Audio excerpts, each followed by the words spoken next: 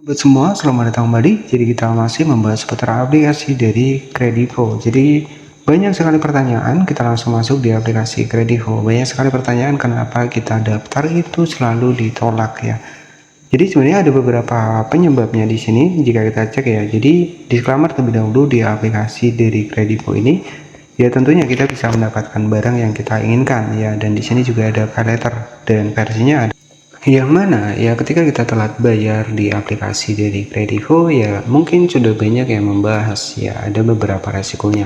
Makanya sebelum kita menggunakan aplikasi dari Kredivo, kita harus paham terlebih dahulu ya. Di sini bunga 0%, gratis biaya admin, khusus tenor 1 bulan serta cicilan itu sampai 24 bulan ya. Jadi harap dipahami ketika kita sudah menggunakan pay letter ya, ataupun menggunakan pinjaman yang ada di aplikasi dari Kredivo ya, tentunya kita juga harus paham ya konsekuensi ketika kita telat bayar. Dan pada pembahasan kali ini kita akan bahas kenapa daftar di Kredivo selalu ditolak terus. Nah itu ya, jadi selalu ditolak ataupun selalu gagal. Sebenarnya ada beberapa penyebabnya, jadi tonton video ini sampai selesai. Nah, jadi jika kita cek dari Google Chrome ya, kita langsung masuk di Google Chrome ya. Jadi untuk yang pertama, alasan pengajuan ditolak ya saat kita mendaftar di aplikasi dari Akulaku, yang pertama adalah data tidak valid. Misalkan seperti nama itu berbeda ya, jadi nama kurang lengkap ataupun salah satu huruf ya, itu bisa jadi menjadi penyebab tidak valid ya.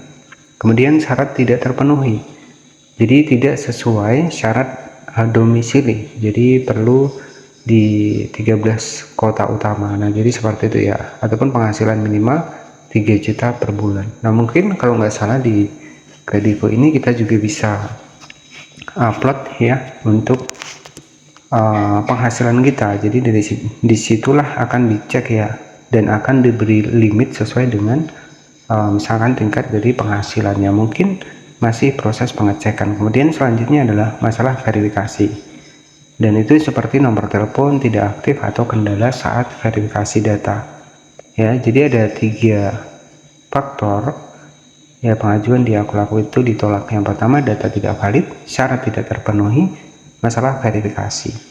Nah untuk solusinya sendiri, kalau misalkan kita belum pernah minjam ya, kita bisa hubungi customer service. Tapi kalau kita sudah pernah pinjam, masih ada terkendala pembayaran kita di sebelumnya, yaitu bisa dilunasin ya, itu solusinya. Ataupun perbaiki data, cek syarat domisilinya. Mungkin itu saja yang bisa saya sampaikan seputar penyebab kenapa kita tidak bisa daftar di aplikasi Akulaku ataupun akun kita selalu ditolak. Terima kasih yang sudah menonton, jangan lupa subscribe dan nantikan video terbaru selanjutnya.